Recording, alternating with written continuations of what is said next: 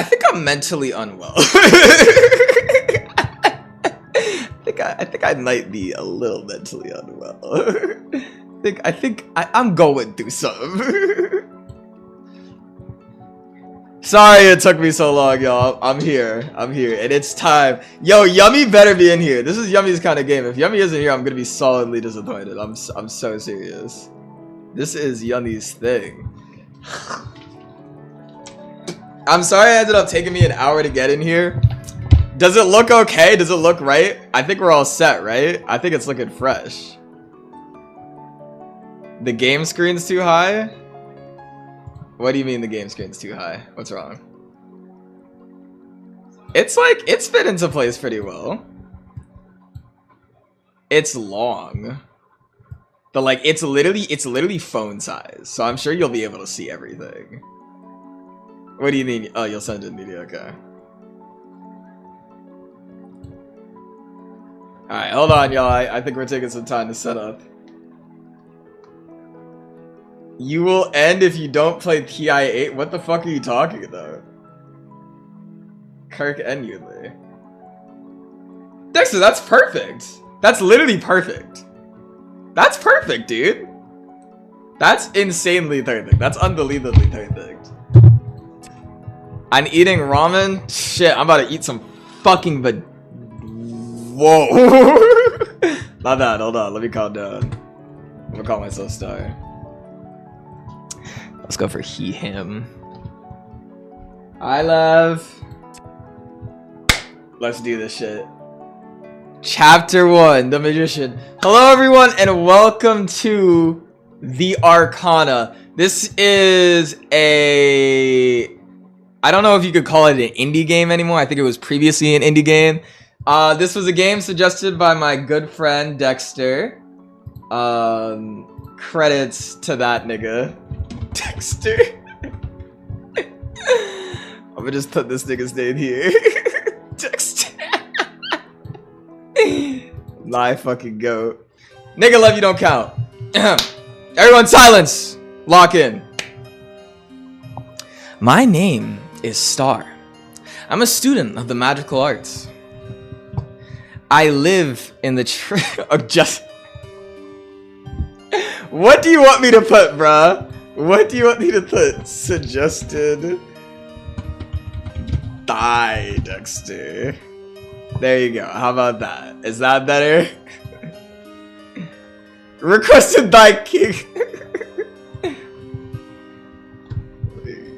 God King Dexter. There you go. Is that better? Is that better?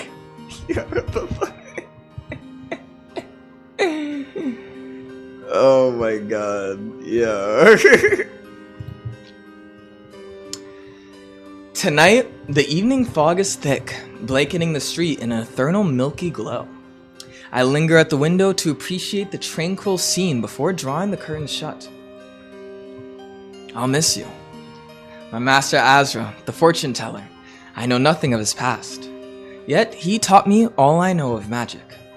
Must you leave tonight? It's the dead of the moonless night. You can't see that. What? Oh, okay, hold on. Let me put it a little lower since I don't think it needs to be that high anyway. Be a little tinier than usual. Is that better? Better? Minimize my existence. I'm trying. There you go. Better? How's that? I think I need to put the suggested by... The suggested by Dexter is like taking up the entire thing. I'm gonna put this away for now. Hold on, there you go. Make it very small. It's in the fine text. Alright, there you go. Alright. The right time for the beginning of a journey. His eyes twinkle in the low lamplight. Here, take this. For you to play around with while I'm gone. He's handing me a fat dildo. A gift, how unusual. my tarot deck. That's the last thing I expected him to give me. The tarot deck is Azur's own collection, imbued with great power. You think I'm ready, Master? You're still calling me that? You know, I can't answer that for you. You've made incredible progress, but you still won't let go of your doubt. Do you think you're ready? Why don't we ask the cards? Excellent suggestion. A few rays of starlight peek through the gauzy curtains. It's been a while since we practiced. Cause I perfected it? Cause you're always gone? Maybe. Someday you'll find a real teacher. Well, I'm here for now. Let's see how powerful you've become. He's always going on about how powerful and gifted I am. His confidence is hardening, but I don't know where it comes from. When I sit down, something brushes along my ankle. It's his cock! If something brushes along my ankle, something smooth and cool. Oh. He reaches down from his chair, holds out his hand. A long purple serpent winds her way up his arm. She flicks her tongue at me. It's Faust, Azur's familiar. She's pleased to see me, I think. If we're all here, then let's begin. Shuffle the deck. His gaze follows the cards as they slip through my fingers. The High Priestess. Azur leans close, expectant. And what is she telling you? Is she speaking to you now? When the cards speak to me, it isn't in human tongue. Nonetheless, when my mind is clear, the answers come to me. You've forsaken her. I have. Yeah, you pushed her away and buried her voice. Azur frowns but says nothing, waiting for me to continue. She calls out but won't listen. Master, if you ignore her... A sharp knocking startles all three of us. A customer? At this hour? Did we forget to put out the lantern again? Just as well, I can't stay any longer. Azur gathers up his things to leave. I wonder where he's going at this time, and when he'll be back. But I know better than to ask him. He never answers. Well then, take care of yourself, Star. He still has something to say, but he won't say it. Until we meet again. He parts the curtain soundlessly and slips through the door. Azur barely left when the mysterious visitor knocks again. Impatient by the sound of it. Lock the door, open the door. Okay, I still don't even really understand how the choices work in this game. So I'm interested to see where this shit goes. You changed DRD being a bad person right now? What is PIH? I open the door. The figure steps inside and begins to unwind the shawl around its neck. Forgive me for the hour, but I will not suffer another sleepless night. The elegant cloth slips away, revealing the visitor's face. At the sight of her, my heart leaps into my throat. The Countess Nadia, here in my shop at the dead of night. Please, you must read the cards for me. You've come to the right place. The Countess relaxes ever so slightly, her gaze sweeping over the shop. So I'm told your reputation precedes you. Beggars and nobles alike, the people of this city whisper your name in wonder. Though, in my dream, you were different. No matter, I come with a proposal. Proposal? What's the proposal? Are you nervous, perhaps? You needn't be. I require very little of you. Come to the palace and be my guest for a short while. You will be offered every luxury, of course. I ask that you bring your skill and the Arcana. The Arcana? She must be talking about Azur's tarot card deck. Yo, that's the name of the fucking game! I will alert the guards to expect you tomorrow.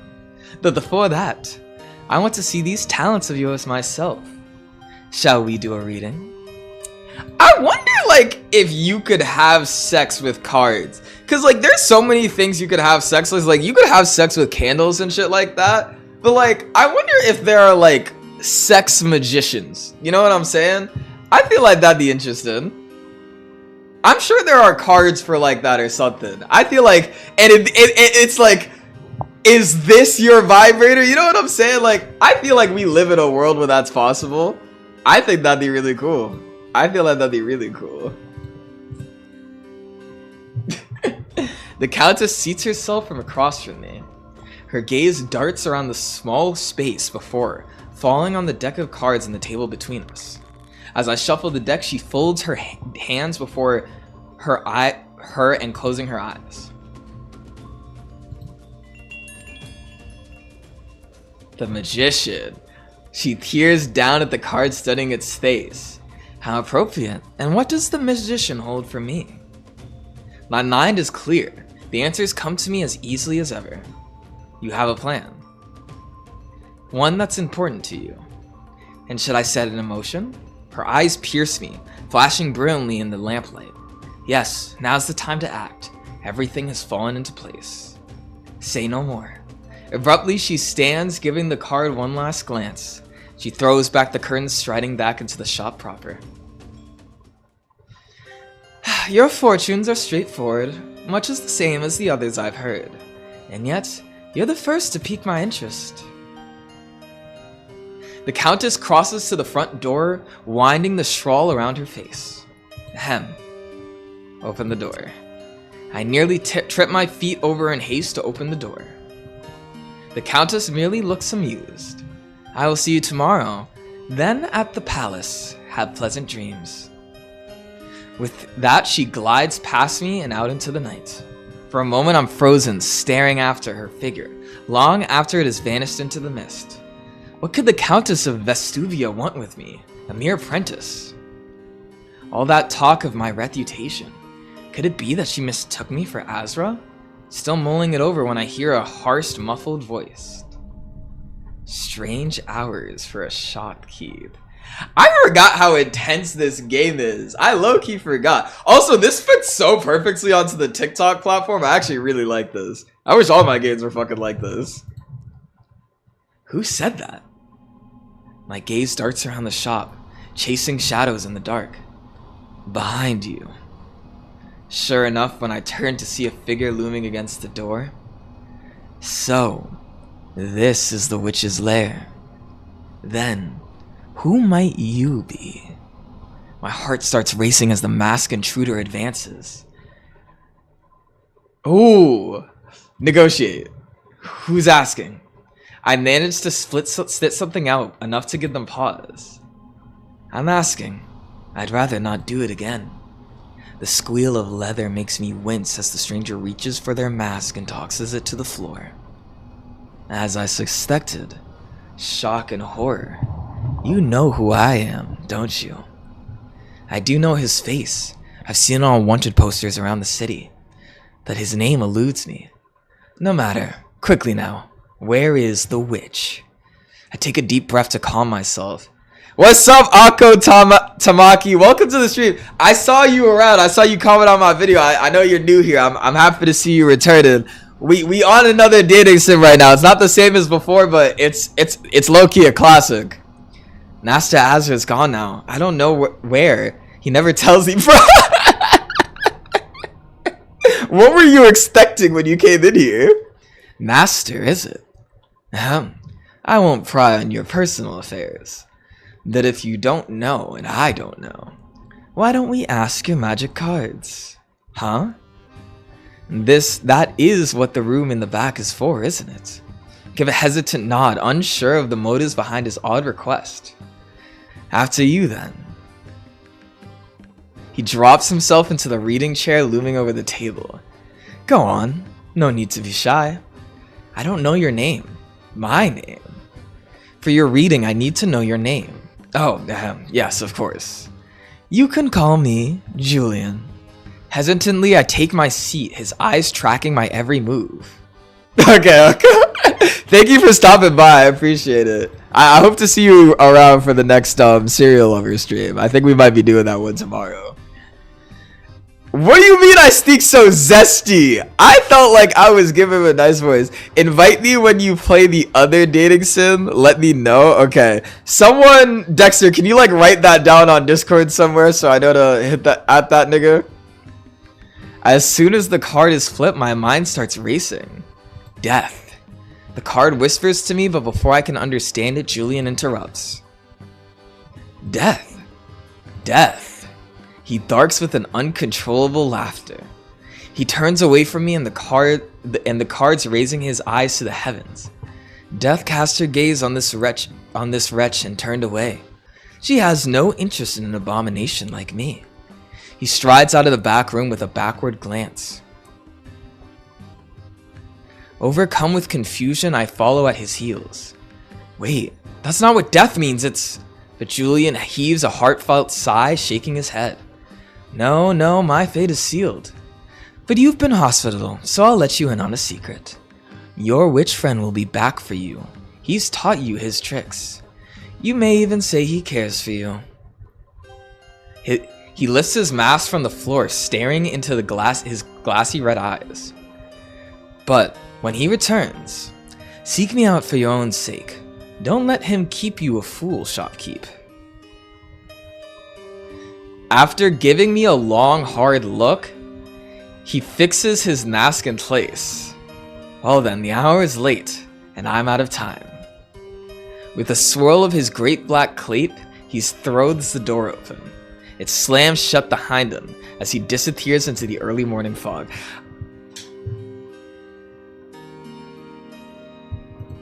I'm gonna say this, and forgive me if I'm wilding, but I feel like I should be able to play some raunchy ass games on here. You know what I'm saying? Like, my femboy roommate would be such a peak game to be able to play if it like had a censorship option. And I swear to God, if you are a fucking ish.io creator, please make a porn game and add a censorship version so I can play it with them like implied fucking. Because that would be my best gameplay ever. Every single game and every single like peak in viewership I reach, it has always and consistently been when I'm absolutely digging my nuts into a character. Doki Doki Literature Club. No, I'm not a human. Fucking, I mean, I guess not Undertale, but like Undertale's different, you know what I'm saying? Like, I'm just saying. But the events of this night were the strangest yet. Seeking a moment's rest, I go upstairs to lie down and slips away into a lost dream. The sky is no more than a slim green line along the endless horizon. Azra sits beside me on the back of a strange beast. Master, where are we? Dark clouds bear all around this landscape, a shifting sea of rust-colored sand. Ahead is a road of perfect black stone. Far enough from home, I think. Far enough for what? For answer...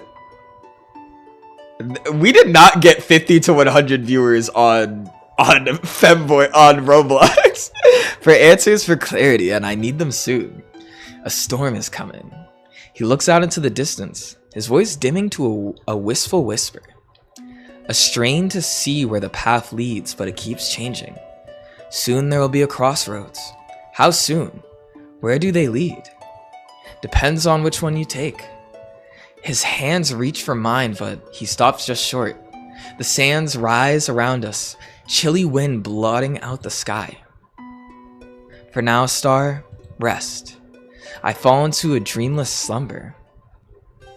Hold on, I want to check what our goals are, because TikTok is not giving us our goals. I also want to check. What are our, do you guys see the goals? Dexter, do you see the goals for the live center? I don't know if you could check for me. I really need to see how these features work when I can. You guys should like the live though. Make sure to like the live. Spam that fucking like button. Let's get to like 2,000. Get that shit to 2,000 right now. TikTok will give me some automatically, and they'll pay me every single time like I get a certain amount. So make sure to spam that shit. Spam that shit. It will literally give me money. I spend the early hours preparing my things, casting wild shadows on the walls. I am to meet the Countess to the palace for unknown purpose. I throw on a traveling cloak and hurry outside, dragging the heavy doors shut behind me. A couple of cents. I think my last stream, even though it was like 2 hours, we hit all the goals and I make like 43 cents. Damn, Unk, it's been a while. Nice to see you. Who are you? I don't know if I've seen you before. After last night's intrusion, I turn on the first lock and the second and the third. Almost satisfied, I press the hand to the door as I whisper across me not though. White rolls glow deep within the door, slowly fading into the grain. Okay, I don't know if you're saying that sarcastically, but genuinely, 43 cents for a TikTok stream of that caliber is a lot for TikTok. Like YouTube, you get like so much more, but for TikTok, that's actually a pretty decent amount. Which was kind of surprising. It might have been from the gifts, but we weren't like going super crazy as like we could be. So it's potential. It's potential. If you looked at the statistics, you would understand. I'm about to leave when okay. Someone is right beside me in the dark. Didn't hear since Undertale Red and Yellow. I'm glad.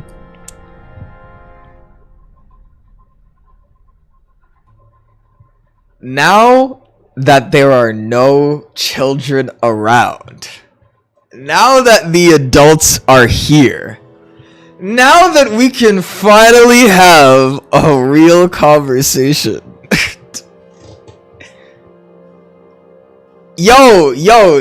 I'm just saying, I know he got big, nice booty cheeks in the back right now. I'd clamp both of them, spread them wide, have him in my front, and just start chugging his dick. That's just me, though. Anyway. Their flesh is scored with scars, clean and jagged, shallowed and deep. Shrouded in a pall of weather-beaten furs, it's hard to make out a face. But they are definitely watching me. They stand between me and the road to the palace. Can you move? Excuse me, can you move? Stormy green eyes meet mine, unblinking. The Hulk figure slowly slides to the left to clear my path. I hear a rattle of weighty chains swinging ominously beneath the robes. I square my shoulders and march forward. Suddenly they speak in a voice like distant thunder. He will return uninvited. He will offer you an escape when you need it most. Turn it away or you will fall into his hand. Just like the rest of us. I stand frozen, processing what I just heard. There's shuffling behind me, the dragging of cloth and chains, and then silence. I look up and down the foggy alley. I left the shop and then... Wasn't someone else here just now? Shake off the fading thought. I don't have time to dawdle. The Countess is expecting me. Exhaling deeply, I continue toward the narrow, mossy steps to the marketplace. It's early, yet the marketplace is already wide awake. All around me are the sounds of bartering, laughter, vendors hawking their wares. A voice I know well calls out to me over the sea of noise. Star, have you eaten? I've got a pumpkin loaf that you like in the oven. Won't be long now. Come, sit down for a while. Sniff the air, my stomach in a twist of hunger. Then again, I should be careful of the time. Is there a reason to stay for the bread? Does it matter? I kinda wanna head forward.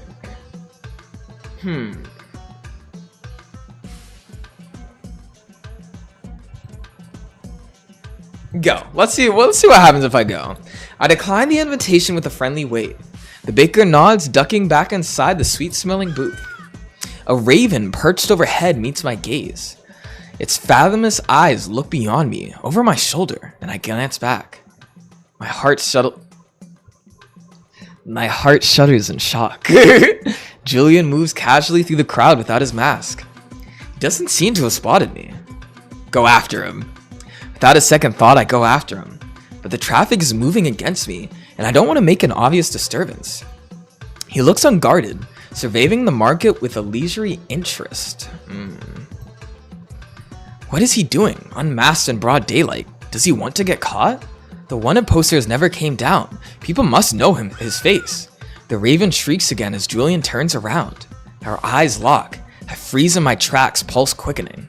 Suddenly, I feel a sharp pain as the wooden wheel rolls over my toes.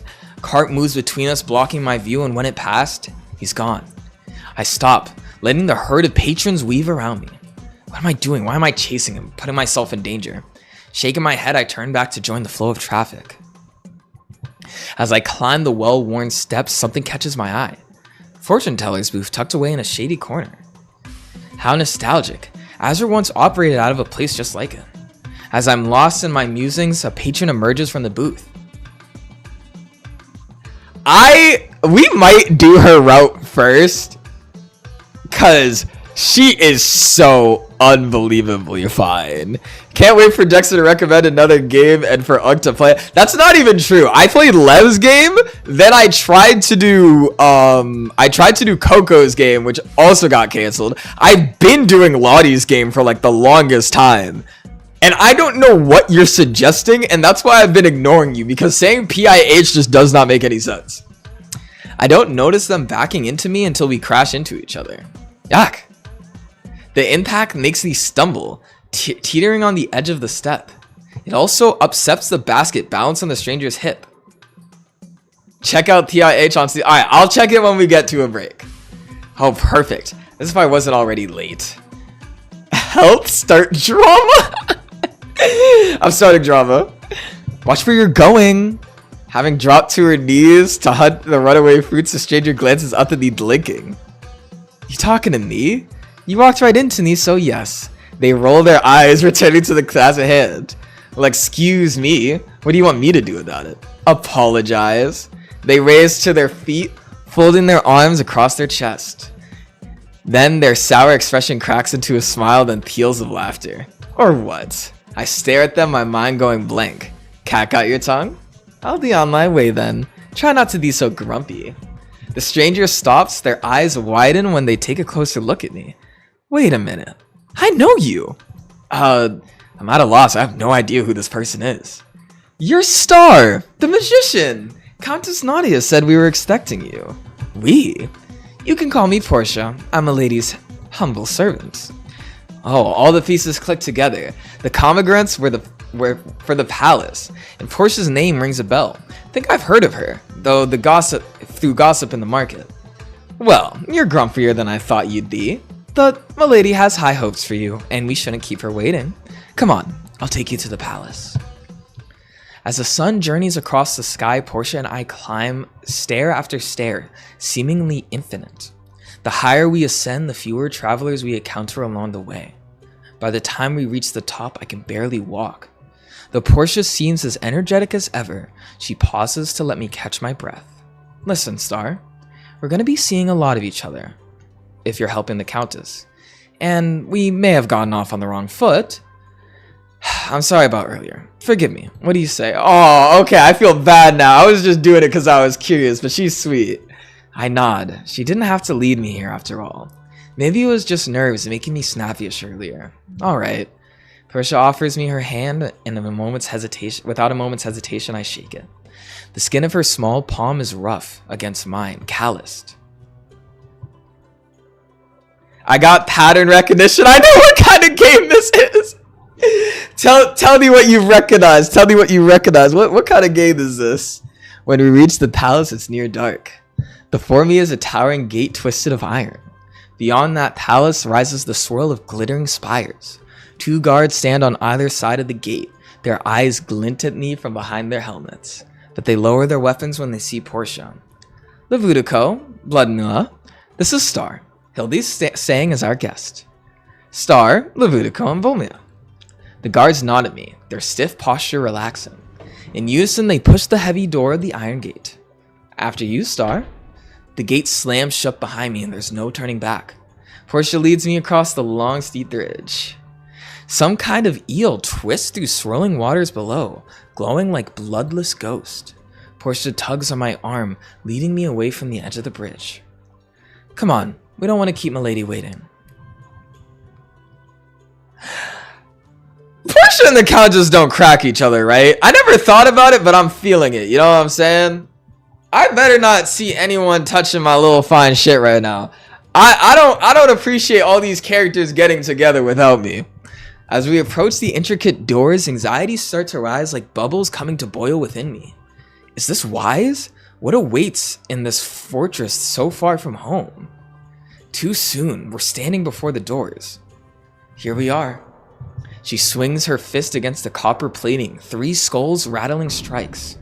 As the last echo fades, the pendulous doors swing inward. The Empress. Inside the palace, the floors, the walls, the ceilings are all clean-cut, polished stone. A servant with a blue feathered cap comes sweeping up to us. With a deep bow, they pass me and dash to Portia's side. Chamberlain, how are you doing at this time? Impeccable timing. The first course will be served shortly. Her ladyship has yet to descend. Portia heaves a sigh of relief and hands her fruit basket off to the bright-eyed servant. Perfect. Tell the kitchen that our guest has arrived. With courtesy, the servant slips away, disappearing behind a panel in the wall, which slides seamlessly shut. I'll show you the dining room. Her ladyship should be here soon. Dining with the countess? What, don't tell me you thought we wouldn't feed you. She leads me to a fine mahogany door at the end of the carved hall, and she opens the door, leading me inside. I step into the dining. Oh, I'm already getting hyped. I'm actually so fucking excited. I want to see how this shit goes because I've missed this. I've definitely missed this one. I'm in Sutheneki. Okay. Why are you constantly in that? Before me is a log table laid with heavy patterns of most careful delicacy.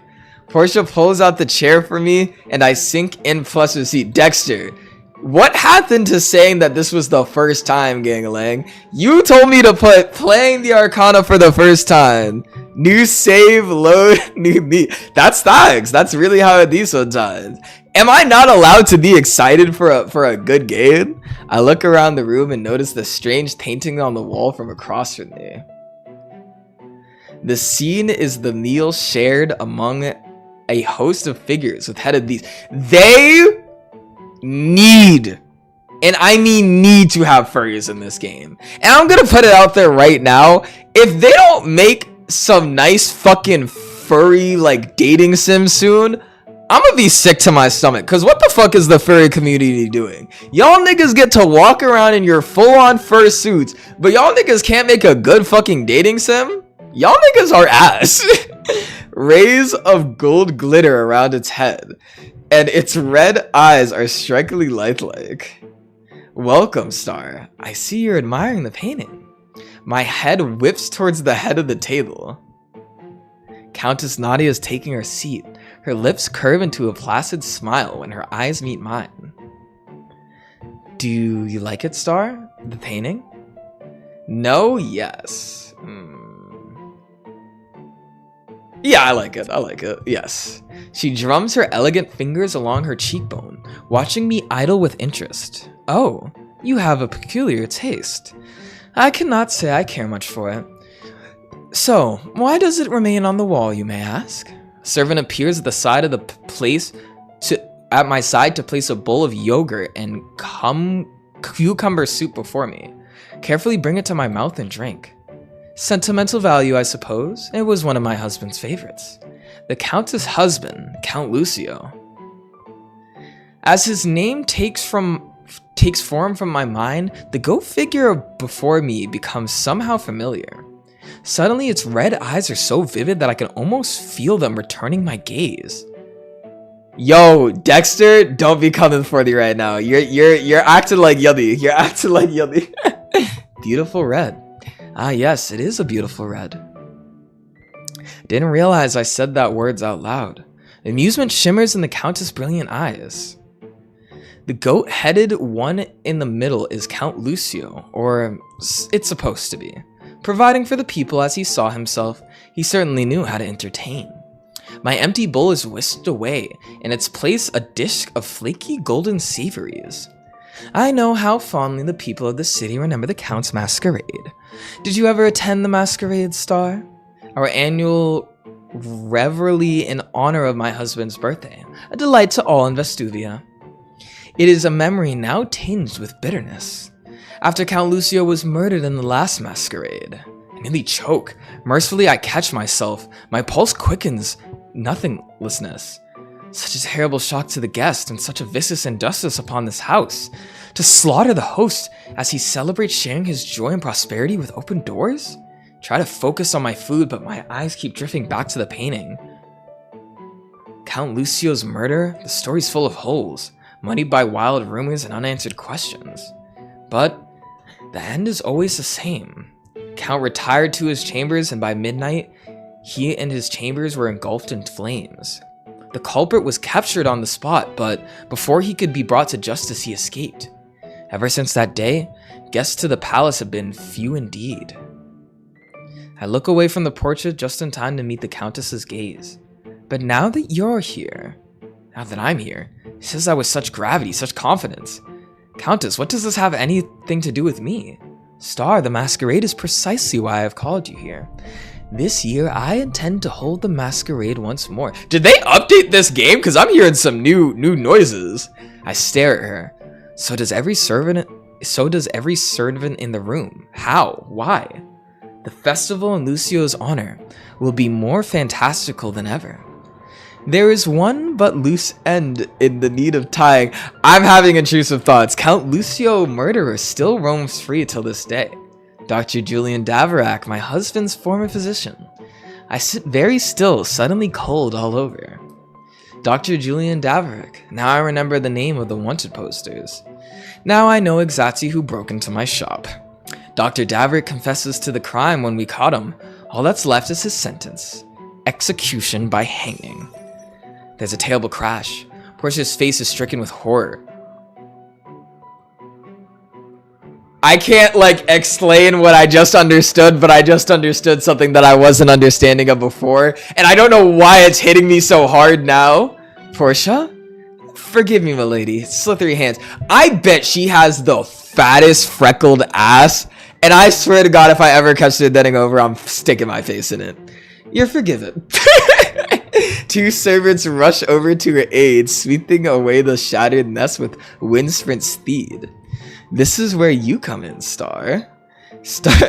Past Terrell sneaking into present Terrell's ear.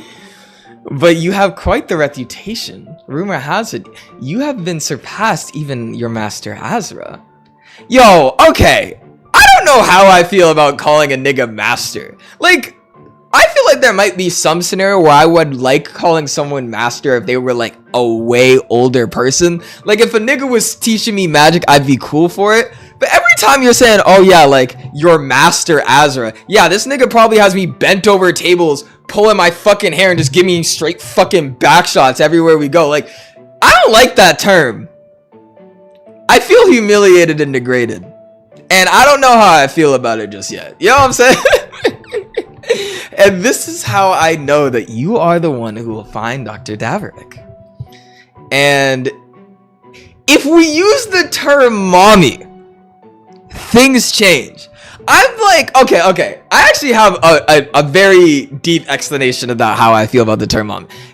I will give the term dad or daddy to pretty much anyone. If I fuck with you and you're an older person, I like to say this thing where that's my biological father. If it's a really cool male character, I'll be yo, that's my dad. I like saying that. But mommy is something you really gotta work for and earn. You know what I'm saying? You gotta have good mommy vibes, and you gotta you gotta work for it. You know what I'm saying? That's a high title for me. Mommy is a big one.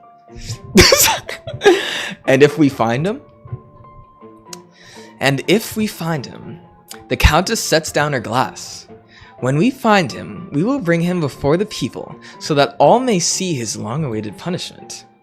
And so, to commence the festivities, the doctor will die on the gallows for his terrible crime. The Countess rises on instinct. I rise as well. Portia. I don't know if I'd call a younger woman mommy. I feel if I was really intimate and I wanted the space to do so, I totally could. But when I imagine mommy, I definitely imagine someone older than me. You know what I'm saying? You gotta be pretty. I don't know if there's anyone in real life that I ever would call mommy. I think maybe one, but what makes you think she's younger? Because she's shorter than me. Anyone who's shorter than me, you're younger than me. That's just how it works. I'm gonna be honest. Yes, milady. Countess looks older. I would say Countess looks older. Show Star to the guest quarters. I imagine there is much to ponder before the night is out. Right away, milady. Portia pulls me to my feet, and with a humble bow, yeah, yo, Nadia's mine? Yo, do you know this game?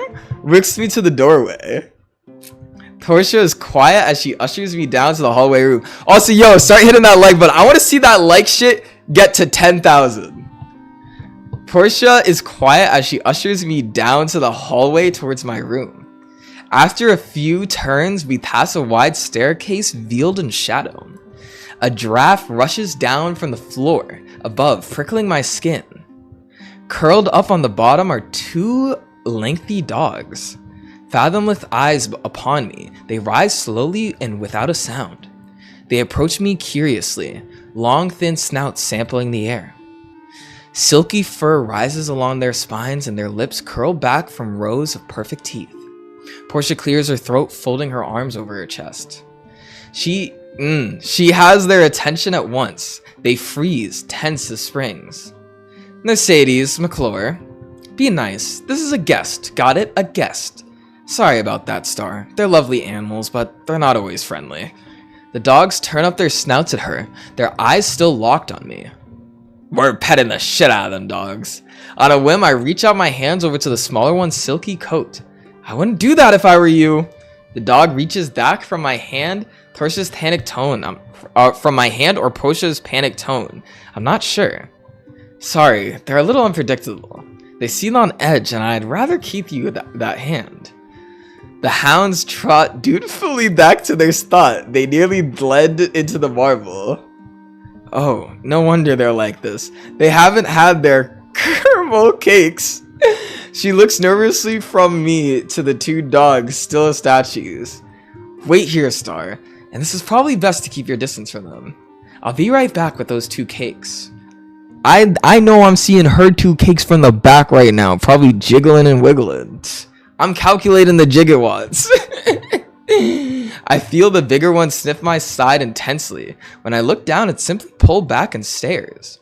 Then the smaller one is sniffing my other side, huffling samples of my scent. I whirl around, and I sit back on its haunches, watching me innocently, cheekily.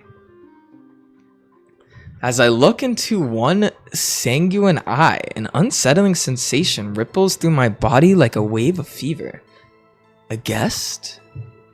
I step back, gaze darting up and down the corridor. The voice was coming from the top of the stairs. I can only see as far as to the hollow gloom. But there's no one there. I nearly jump when I feel something yanking at my garments. The dogs, their teeth are buried in my clothes, unrelenting as they drag me into the stairs. I trip out the first few steps and their tails start wagging. Hey! I try to wedge myself free, but the two dogs tug stubbornly. The dogs only let me go to at the top of the stairs. The floor and walls are frigid stone, and the air smells of ash. My head is spinning, and I start to feel a chill in the air. I feel my heart is hammering. I summon a weak glimmer of light in my palm. I look around for the dogs, but they're nowhere to be seen. There's a door ahead, partway open. Inside is a deeper darkness swallowing the feeble rays of light. Enter the room. Yes. The magic in my palm shrinks to a fluttering glow when I step through the doorway. Coming from the hall, it's warm inside. The thick air is strong and peppery taste. A heavily canopied bed stretches midway across the room. I pass an extravagant suit of armor, a marble writing desk with a white peacock feathered pen, all blanked in ash. My light flickers over a portrait on the wall twice my height. I'm seeing the penis imprint. And low-key, if I die, you better paint me with a fat cock. Anytime I have a picture taken of me, fucking edit that shit so I got a bulge. You know what I'm saying? If I die, I gotta let niggas know that I got a massive penis. You know what I'm saying? I would feel disrespected if I didn't. I'm just putting that out there. That's gotta be me. Cause I'm seeing all this nigga's action right now. Look at his shit pressed up. You know he's got a big one. Though editing it to be a micro. Though it's hard to see, I have no doubt of the painting's subject. Count Lucio. He looks younger than I expect. And a little thicker, too. My bad. Than I expected, or the portrait is old. Perhaps the artist was catering to his vanity. The red of his coat is a cardinal hue from the painting in the dining room. The golden arm and a marveled of alchemy art. Do you think he strokes it with that arm? Because that's not sharp, but I feel like I would feel more powerful. Like, imagine having like a fucking sick ass golden robotic arm, and imagine what, yo, I would be masturbating. I'd be stroking my shit publicly just for people to see the fact that I got a fucking gold arm. You know what I'm saying? I'd be sitting there like posted up, fucking gold arm, stroking my shit like, oh fuck, oh shit, yo, you walked in here, my bad, gamer, I was just testing the arm out, you know what I'm saying? Like, that's just how it is. That's me personally. Robotic arm good mode activate. He said go on, touch it. Yo, I'm about to lick the shit out of this painting. A miasma of thick scorching air pushes my hands through the portrait, but I feel nothing as ash in the canvas. Should I put my like thing in a better place? That's what he looks like. That's him right there. Is this a better spot? Maybe this will be easier so you guys can actually see. Is that better? That way I'm like looking at it. Does that work? You can see him now, right? It's not covered anymore. Nothing like the real thing. Seeing it, unable to feel. Such sweet torture. Warmth like an amber radiates at the back of my neck. The magic in my palm reacts to its glow, stretching past my fingers and down my wrist. Ah. The sensations subside and the voice grows fainter, even wistful. There in your energy. Oh, it's hit. This, like, imagine. This is the equivalent to being inside pussy or like another man's asshole and being like, yo, you feel just like your dad. I'm so sorry for the things I just said.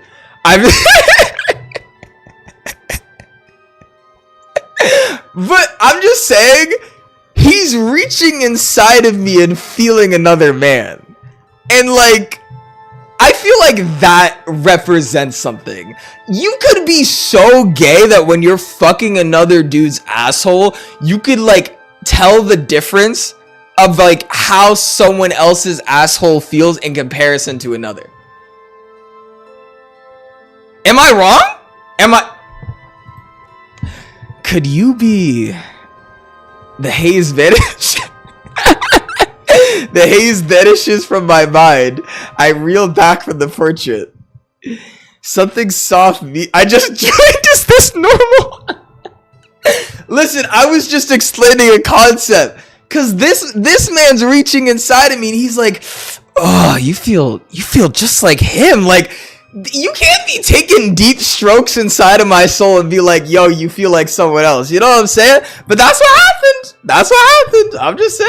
I'm just saying. Great plumes of ash billow around me when my back hits the bed covers. Look at this. And yo, okay, see this? Let me explain one last time just so y'all little niggas know. This nigga basically dipped his tip inside my booty hole and was like, yo, low key, this reminds me of my old man. You kind of like that. And now he got me pinned up against the bed, ready to ghost fuck me. Then this fine ash in my eyes, nose and mouth all over me. It's what's left of him. I clap my hand over his mouth, smothering as I scream and struggle to stand. Going so soon? You're so... Can I, like, what do you mean no, he did that happen? That's what's happening. That's what's literally happening in the scene. This nigga has me pinned to the ground. I'm pretty sure it just said he was licking all over my face and body, and he was about to nut inside me.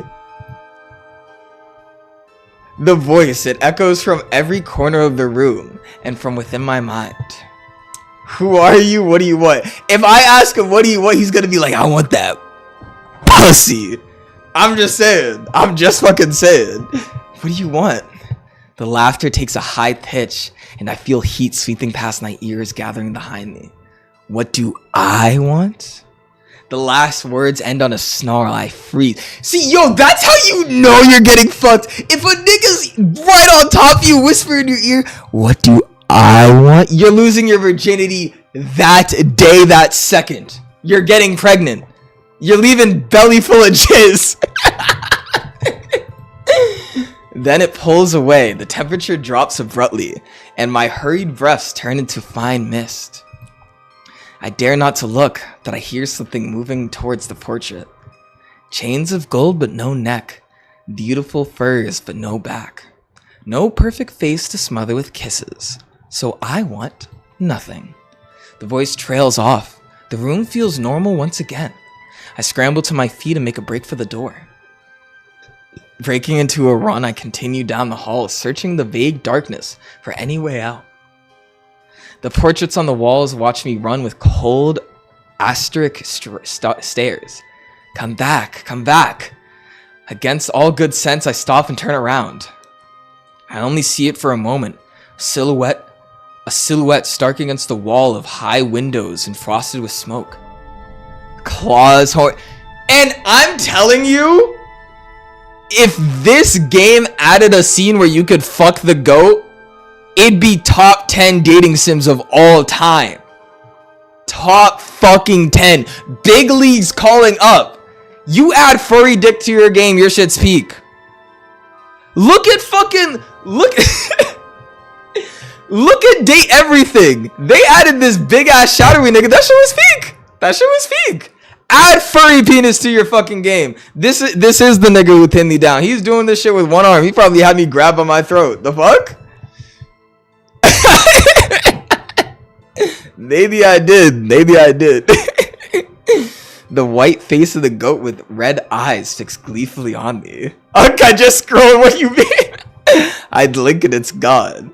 I hear clambering out to the side, the creak of the door, and then silence. By the time I stumble down the stairs disoriented, Portia is looking around the corners for me. There you are. She stares at the fine powdery ash coating me from head to toe. What? Why are you covered in ash? What do those naughty dogs do? She produces a plain white handkerchief and hands it to me. All I can muster is a dazed nod of thanks as I dust myself off. My mind feels fog, struggling to make sense of what I saw, the whispers I heard. Portia takes me gently by the elbow, helping me brush off the last of the ash.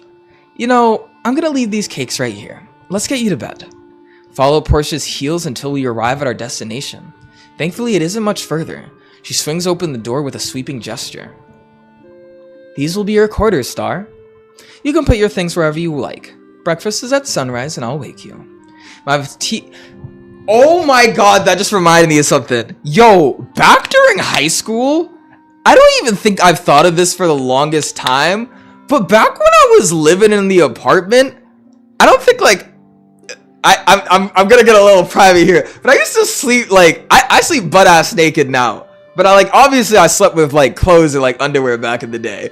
But I'd be laying down, like sleeping, and like, the funny thing is I sleep on my stomach and somehow wake up on my back. And I'll just be waking up and my dick is just like up there in a straight line. And niggas just be walking around in the house like just acting like this shit's normal. And it's so fucking awkward. Like being in a tight cornered space is so fucking weird, like as a dude when you sleep, because you're always awake. Like when you're going through your teenage years, you're waking up with morning wood and niggas are just walking around while your dick is in a spire just hanging out wiggling around.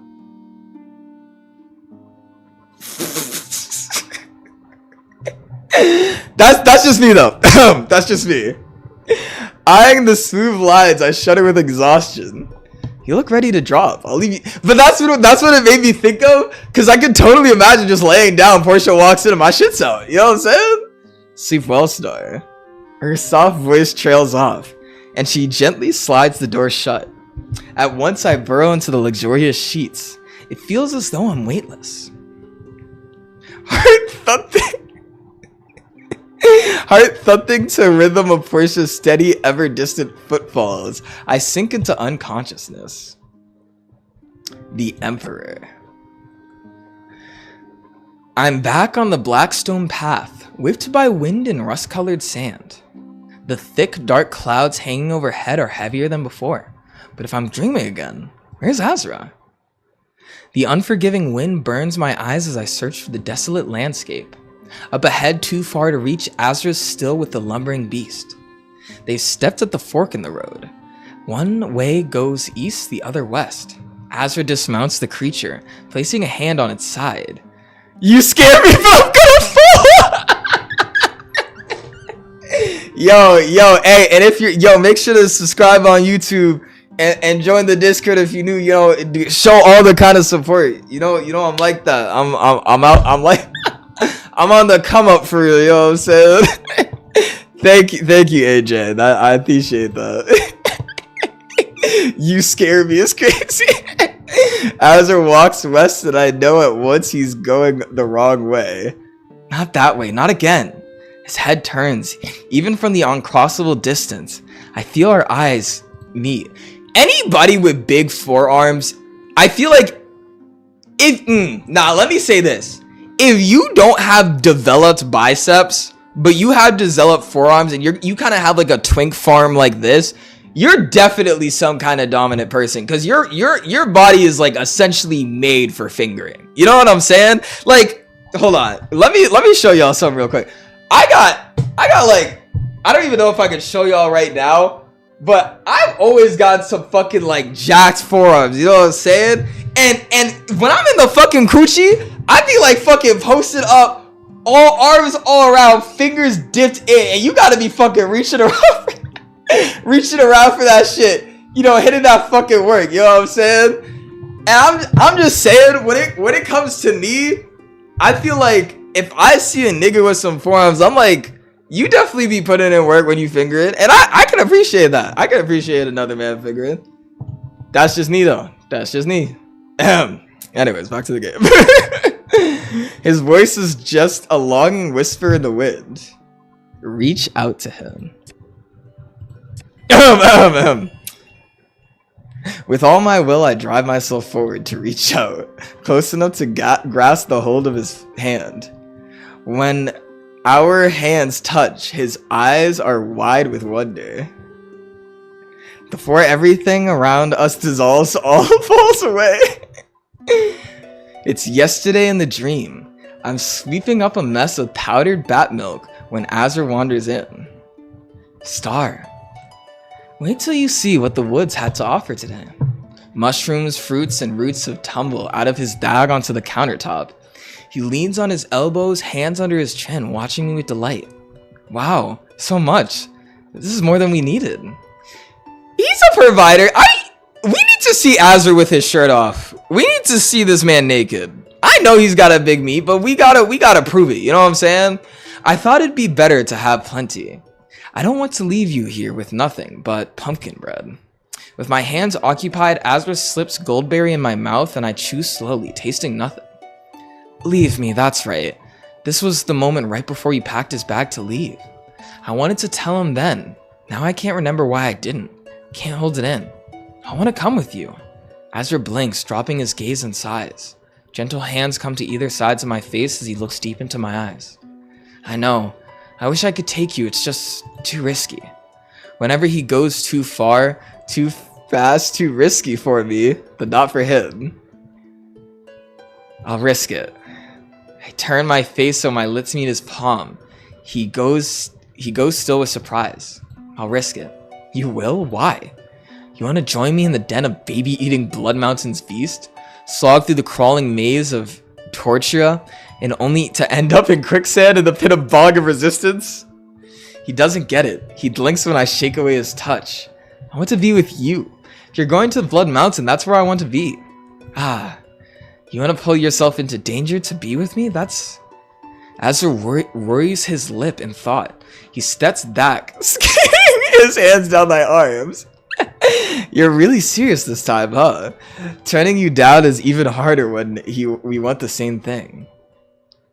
You don't want to be left behind, and I don't want to leave you, but sometimes we can't have what we want, even when it feels right. I'll bring back whatever you want, okay? Anything. My brow furrows, and I squeeze my hands in apology. I don't want souvenirs.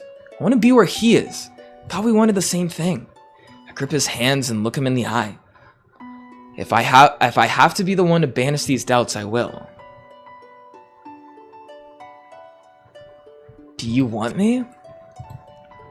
I feel it radiating off him as if he can't contain it. Yes, yes, yes. I want you. I need you. I miss you so much.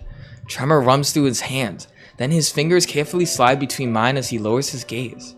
I can't. If only you knew. When he pulls me back, he looks into my eyes with such clarity that everything else goes out of focus. You're most honest in dreams. Just like that, I remember. Azra takes a flower and tucks it behind my ear before I can speak. I really can't wait to see you again. I'll be back soon. His voice reverberates through my consciousness, soft and full of promise. My mind gasped after the vestiges of the dream, but it's futile. It's already fading away. Sunlight tickles my face. I open my eyes with a groan. See, and this would be the exact situation where my dick would be out and I'd be like, Azra, you know what I'm saying? And Forces just like walks in there, my dick's out, I got a little like wet tip and it's showing through the clothes. And that's really just how it is. I can't. I don't like my face cam's locked there for some reason. And I don't know how to move it. That's tough though. Portia sets out a tray of breakfast pastries while I slowly sit up. What a lovely sunrise. Did you sleep well? The Countess wants you to meet her. Yo, oh my god. I know I said it before, but yo, waking up with your dick being sucked. Oh, lordy lord. Portia sets a neat pile of elegant clothing on the bed beside me. I wonder what it would like to be cracked while waking up. I would appreciate that experience. You know what I mean? Cause like I feel like you know, getting it as a man is a little different, like from like having something inside of you. So like I'd be curious how like intrusive that feels. I think that'd be interesting. Anyway, my bad. We took your old clothes to be laundried. The lady asked me to provide these for you. So am I just butt-ass naked right now? I'll be waiting in the hall whenever you're ready. Portia ducks out the door. I move the silky garments aside and toss back my bed covers. I eat quickly, not wanting to keep the Countess waiting. The pastries are still warm and flaky, each more delicate and whimsical than the last. Ugh. Sometimes I love you, but sometimes you need to keep shit to yourself. My bad, gang, my bad. Then I disrobe, pull out my new outfit, fumbling with the clasps and the buttons. Oh, don't you look nice? The Countess has a real eye for fashion. She'll definitely be pleased. Portia stops before a panel on the wall, 3 times my height. It is crafted so smooth, wood in all the colors of rippling honey. Carved with dizzying intricacy, it is a great tree in the height of maturity. Its leaves and fruit are inlaid with jewels and precious stones, and mother of pearl. It's Milady's own work. Beautiful, isn't it? I gotta leave, lol. Okay. Thank you for coming, Lottie. Yeah, I'm actually surprised we were just going through this. I'll finish up in a bit since we've been going for a while, but I'm really glad that we at least got someone to follow. That was actually pretty lit. One by one, she finds their locks in the panel. With each key, the roots of the trees start unwind from each other, pulling free from the floor. When all the locks have been turned, the panel folds upon itself, either side like a paper fan. There are books everywhere, books winding up the walls, reaching for the ceiling. The Countess is waiting on us, seating in a reclining chair. Her eyes glitter with approval when she sees me. Star, you look positively radiant. She gestures to the towering shelves all around us. Do you read? I nod. The Countess tempers her surprise.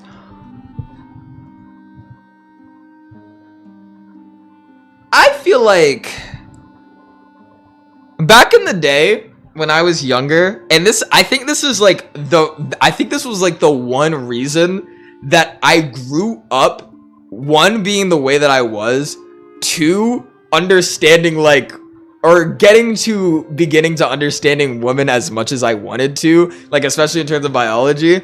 I read this book called The Sun Is Also a Star, and I think it was the first time I was introduced to book porn, and I started to understand like the things that women like to watch instead of men, and it was one of the most interesting experiences ever. And for me, I wish that like I existed in a space where I get to do that a bit more, and I definitely need to do that later in life. I definitely need to do that. I want to eat someone out while they're reading book porn. I want to do some freaky shit while reading book porn. I feel like that'd be such a peak experience.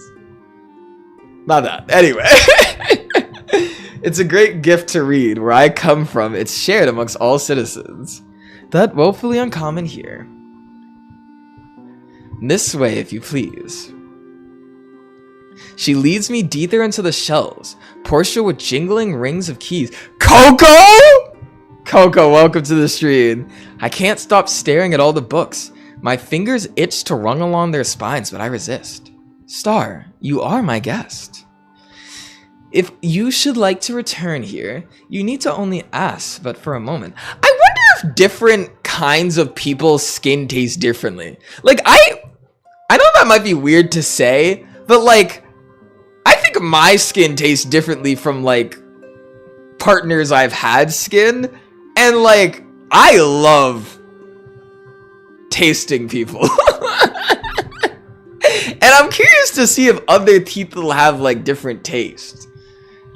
And I'm thinking that because Nadia's dark skinned and I've never like dated a dark skinned person. And I'm saying that like kind of racially because it's like, I wonder if a dark skinned person would taste differently from like a white skinned person. I would have your undivided attention here.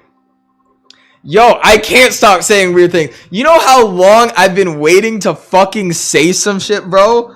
I've been needing this freedom to be able to speak my mind about this game for years, gang. I was limited. I was constrained. I was chained up. The freakiness held back. The limits holding me against thy will. All I needed to just... It felt like years. It felt like years. It felt like years. I'm so glad you said these things. I enjoy. Listen, you haven't been here all stream. You don't even know what it's been like. Books, journals, papers, and scrolls cover each inch of my desk. Despite the clutter, everything is carefully organized. Someone's place of study preserved in time. This was Dr. Davarat's desk. Nope. Yo, my thoughts are coming through because I'm being dirty-minded. He was employed at the palace, as was your master Azra. We called upon them to concoct a cure for the plague. My blood runs cold. The Red Plague, as it was called, swept through the cities like wildfire. It claimed young and old, frail and strong. There was no way to tell who would succumb. Cases are rare. Now I can't remember the last time I saw the telltale red in the whites of someone's eyes. Wait, what? I'm gonna remember that. I'm starting to realize a lot of the shit in the prologue actually seems really important. Physicians, scientists, alchemists, and fortune tellers, all invited in hopes of our resources that may aid our research. Perhaps he was plotting even then, but the doctor accepted our invitation, as did your master Azra. I have my suspicions about Azra. Her gaze shifts to the window. It overlooks a large willow tree which hangs over the fountain in the garden below. I have the desk and its contents examined laboriously. Nothing of consequence has been found, but perhaps you'll make better use of it. It is the best lead I can offer. This is the first time I played a video game and thought about being dominated by a woman. Could you imagine? Peep the vision real quick. She comes up behind you. She comes up behind you, surrounding your body, feeling all over you, licking your neck. And low key, like, it'd be dead ass a little interesting. Because, like, why have I never done that? You know, I used to be a switch back in high school.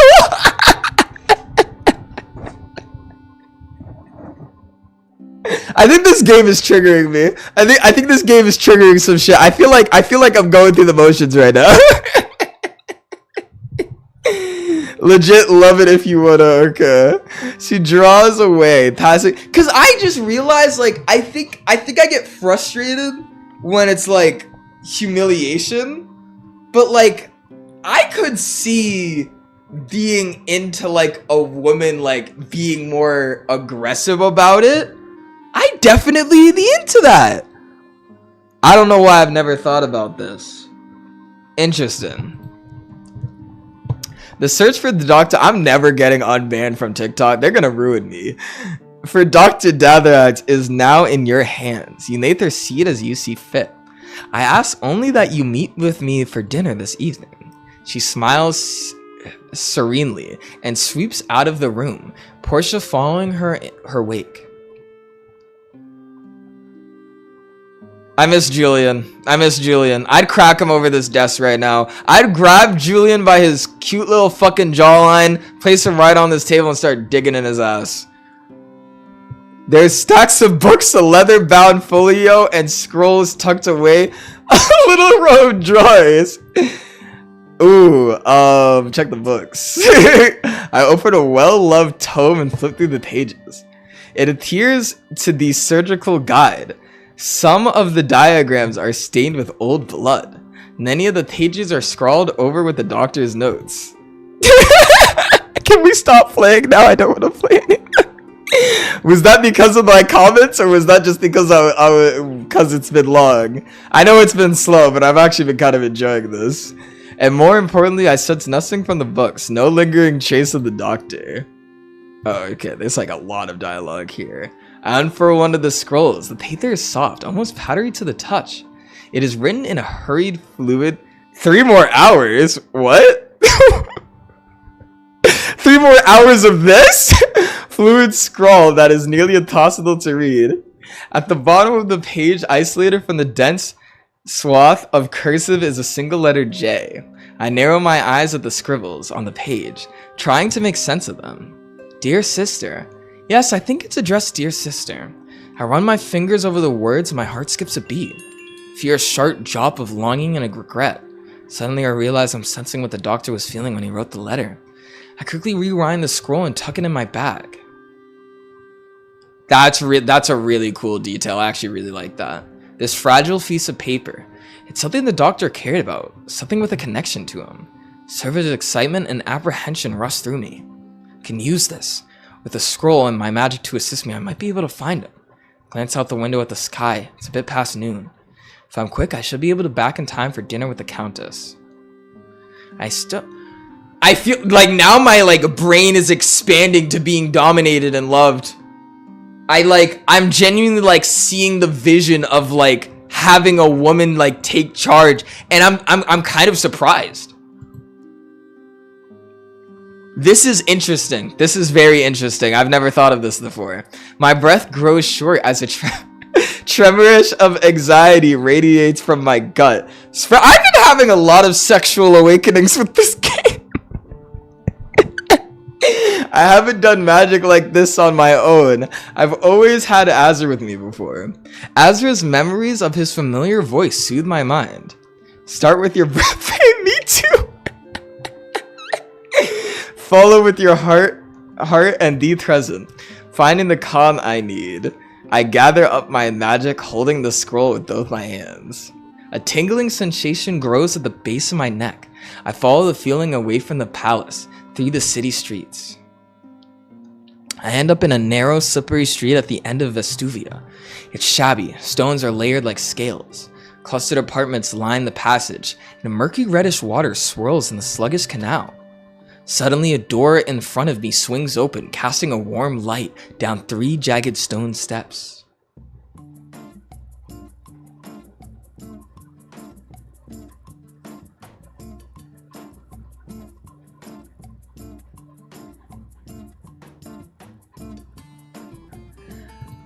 I want you guys to listen for a moment, okay? There comes a time in every person's life when you see someone so attractive that you gotta hesitate to fuck them right on the spot. Cause all I was thinking when he burst out that door is just like, I need to grab him by the hair, pin him down against the wall, and just start digging inside of him. But that's just me. I freeze mid-step, my heart leaping into my throat. My spell worked. But I hadn't thought about what I'd do when I got some ideas. I tried to back away quietly, that something catches my heel, toppling me into an empty barrel. Then the next thing I know, I'm staring at the sky, limbs flailing uselessly as quick as the footsteps approach. Hello, that was quite a tumble. Are you alright? The doctor leans over the barrel, extending a hand. He rears back when he sees my face. The shopkeep, what are you doing here? Come on, up to Daisy. A firm grip enriches each of my wrist, and I'm hauled out of the barrel like a snail shucked from its shell. I staggered forward into the doctor's broad, gleaming chest. For a moment, his eyes meet mine in surprise at our sudden proximity. Then, with a friendly pat on my arms, he releases me. I take a good look at my surroundings for the first time. We're behind a tavern, well hidden from the street. Painted on the door is a cackling blackbird, lying back on a crescent moon. The rowdy raven. And dare I ask, what brings you to this neck of the woods? I open my mouth, but no words come out. How do I even begin to explain? The doctor gives me a knowing look, and I cast a glance to open the door. Its warm light glows between us. He turns to me with a glint in his eye. Rumor has it you're working for the palace. I'm sure, well, by now you've heard some interesting stories about me. I nod. That much is true, if not a gross understatement. But... Yo, Dexter. Yo, you don't even have to say anything, alright? Listen. It happens, okay? Listen, the best streams start with 2 viewers. Right after this, the next like 5 minutes, this is about to be the fucking most peak stream you've ever seen in your entire fucking life. I just opened up so much on TikTok. What the fuck was I doing? Whoops. Creator rankings. Wait, I can have a ranking? That's so fucking cool. I didn't even know I could do that. That does deserve a yeehaw. Let me get a yeehaw in the fucking chat for 2 viewers. The lowest view. Actually, it's not the lowest viewership we've ever seen. We've had 0 before. Yeah! We fucking like that. What is viewer wishes? What the fuck? I also want to play around with some shit. We might be banned. we still might be banned. Hold on. I want to check some of the live info before I do anything else. Real quick. I just want to check our functionality.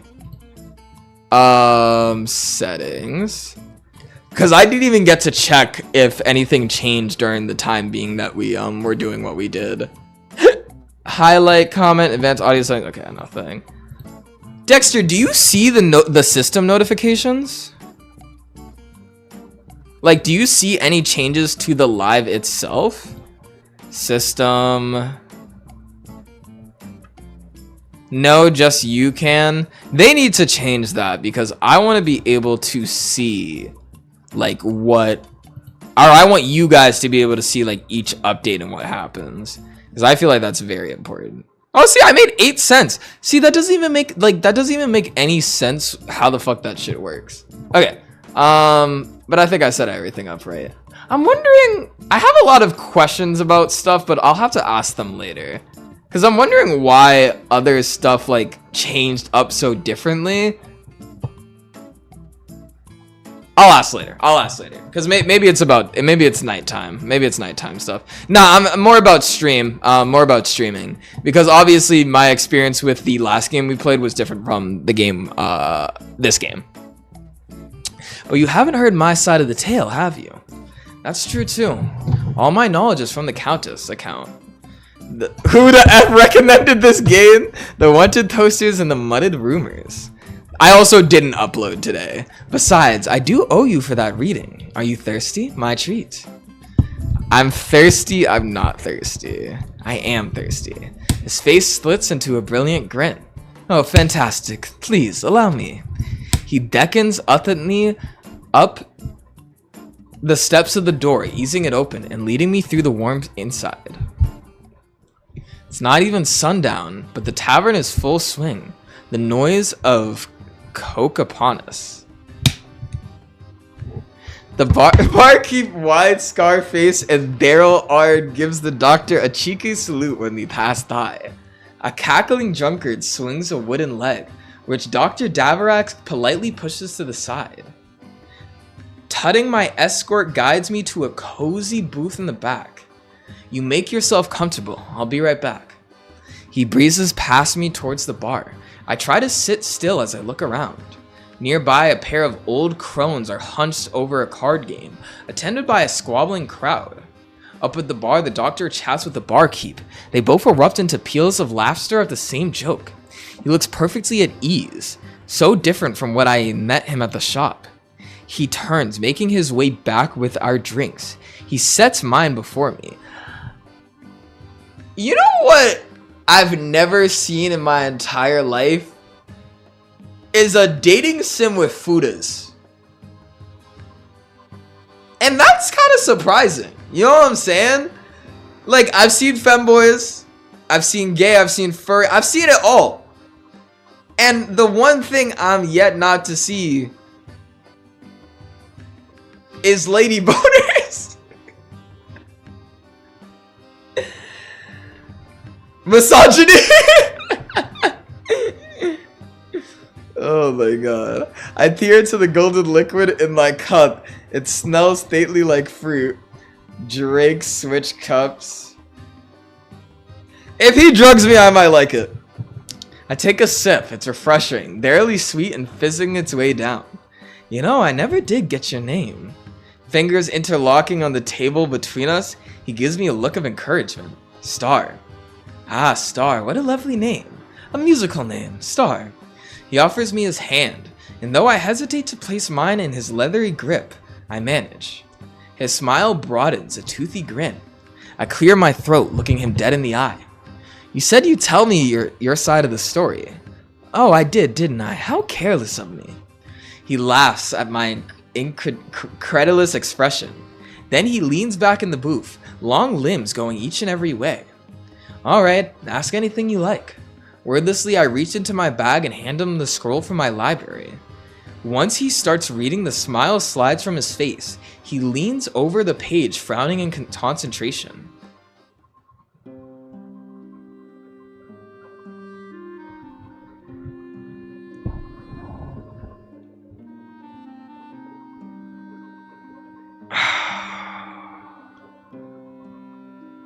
There is a lot to be said. And you already know where this is going. I feel like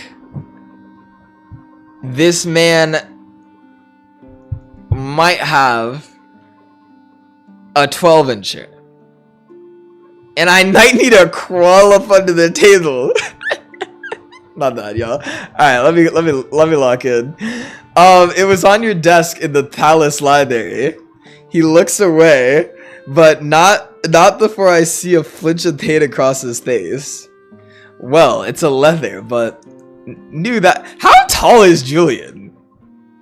I'm pretty sure, like, literally, based on how tall you are, decides like how big your meat is. He's 6 foot. Yeah, this nigga's got this 6'4". Ain't this the nigga that played Serial Lover yesterday? Yes, it actually is. We'll be playing it again probably tomorrow if you wanna peep it out. But right now we're having a nice chill stream. Ahem. Dear sister, I have much to share since I last wrote. Winter has come to the palace. These marble floors are so cold each morning. No, Ugg, don't play it again. Why not? Yo, it was peak. It was actually peak. We had so much fun.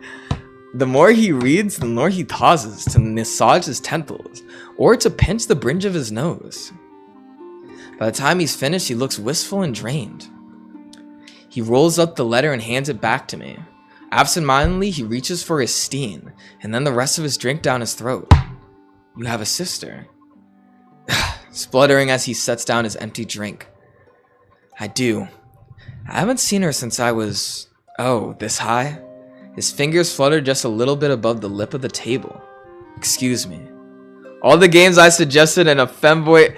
Negro, your game had a terrible controversy so much that major YouTubers took it down. I literally said I was going to play your game today, and then I was like, I had to go back on the decision because it had a lot of fucked up shit going on. Whisking the empty steens. There were other ones. What other ones did you suggest? Can I see real quick? Because at that point, what were the other ones you suggested? Because that means I'd have to do like a bunch of other shit to be able to do so. Let me see. Bad parenting, Detroit Become Human, Until Dawn. Until Dawn is a good one. Detroit Become Human, I think I have. Is Detroit Become Human on Steam? 12 minutes, hotline safety. Yeah, we can get to those. But like, I still need to finish a fuck ton of the other ones anyways. But right now, I'm just fulfilling one that everyone's asked for. I got Lev's. I already have Lottie's. I'm getting Dexter's right now, and then we'll probably move on to yours. But I wanna keep going on that fucking Serial Lover stream because I think that'd be fucking fire. And I'll check out whatever game this nigga's talking about. Whisking the empty steens away, Julian heads back to the bar. Shrill bickering erupts from the card-playing crones table. Julian whispers to one of the crones as he passes by and taps a single card in her hand. The card is played, throwing the crowd into chaos. Julian ducks away just as someone douses him with their drink. He's still wiping it off, chuckling when he returns to his seat. You would think I'd know better than to get involved. I raise an eyebrow. He's not wearing a mask here, and everyone seems to know him. You're not worried about being seen? Here? No, I'm not too worried. Folks around here aren't known to oblige to the wants and wishes of the palace. Even the Raven spends his time scouting for the guards obsessively. Julian scans the smoky rafters while I process what he told me. It's a little surprising. Where Azra and I live, the guards are treated with reverence and fear, in no small measure. Suddenly, a raven bursts through a dusty window overhead, flying in loops of a guttural shriek. The birds beat himself against a string of bells, and the tavern erupts into chaos. Guards! Palace guards! Patrons claw their way out of every door and window, playing cards tossed fluttering in the air. Julian scoots me bodily from my seat and rushes me out to the back door into the alley. It's getting cold. The sun's almost set completely. The doctor casts a frantic glance up and down the alley before crowding me into the shadows. You want to be able to find your way, yes? The guards aren't after you. I nod. He claps my upper arms and looks deep into my eyes. These niggas be like ragdolling me. These niggas be grabbing me and doing whatever the fuck they want with me. How tall am I, bro? Cause they just be doing whatever the fuck they want. I'm low-key dead-ass confident someone could like pick me up by my fucking back and legs and just start fucking digging in my shit, bro. They be doing anything to me. I'm a little twink. I'm definitely a little twink. I'm sensing it. Thanks for not. Well, thanks, Star. He turns and vanishes, leaving me alone in the silent, shuttered alleyway. Now, what do I do? Thought Julian might be able to give me answers, but all I have are more swirling questions. Hey, you there! I whirl around as the two armed guards appear in the alley entrance. They march towards me, but when they're close enough to see my face, they stop. Oh, the Countess Magician. The guard gives me a short, sharp bow. Ahem. I am Ludovico. We met yesterday at the gates. I nod, trying to summon up some confidence. Yes, I suppose to dine with the Countess tonight, but it's getting late. I'm gonna call him Lud. Lud briskly waves off my unasked question. Well, I'll hail you a carriage back. Don't want to keep the Countess waiting. He leads me back to the broader street, hails of a gilded carriage, and closes the door behind me. Call him Lev? I might actually. The palace looms over the carriage as it approaches a white monolith against the twinkling night sky. Portia waiting for me at the gates, ready to help me out of my carriage. She's unusually quiet, not at all her usual cheerful self. I keep silent as well, occupied by tangled thoughts of my own. The grand doors swing open as we arrive to reveal the extravagant meal piled upon the table. Everything is richly seasoned with rare spices. I can recognize the scent of saffron waiting towards me. You're right on time, Star. I hope your day was fruitful. A servant seats me and fills my glass with a pale rose beverage. The delicate floral aroma reminds me of a countess's perfume.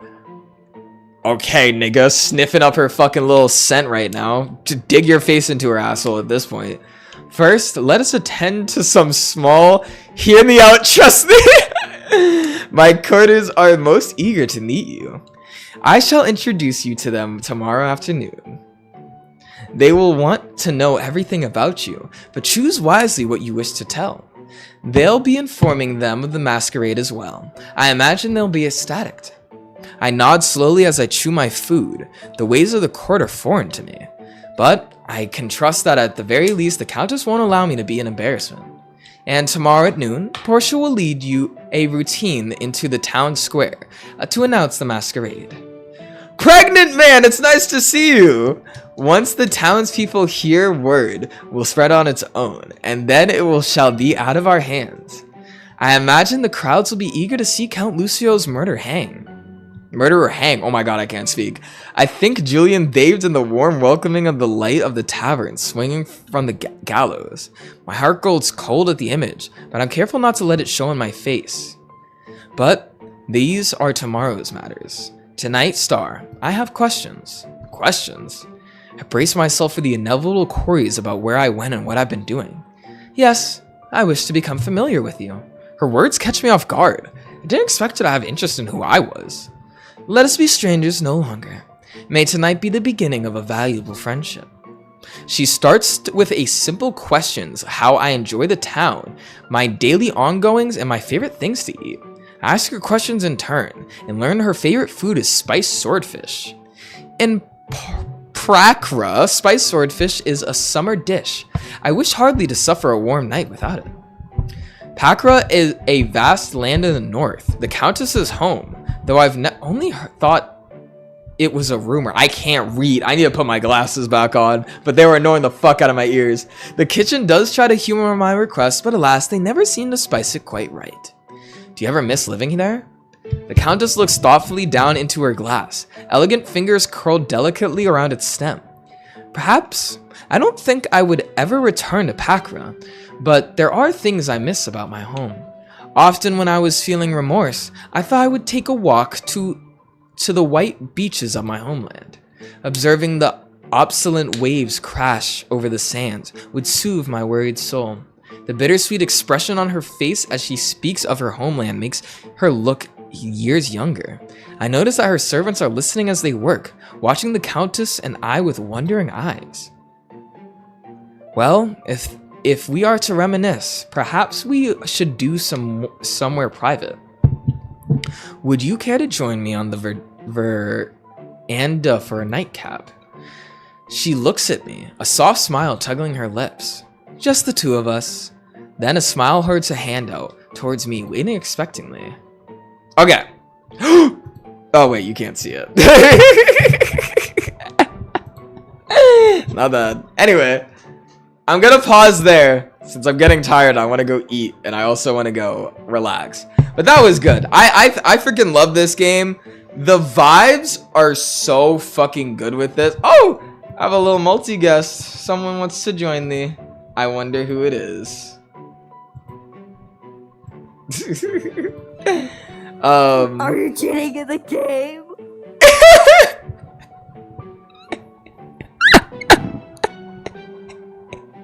Yo, why do you sound fucking like... You sound like a creature right now, gang. That was a roar. I would never cheat my entire life. Yo, can I do my speech now? Hello? Dexter?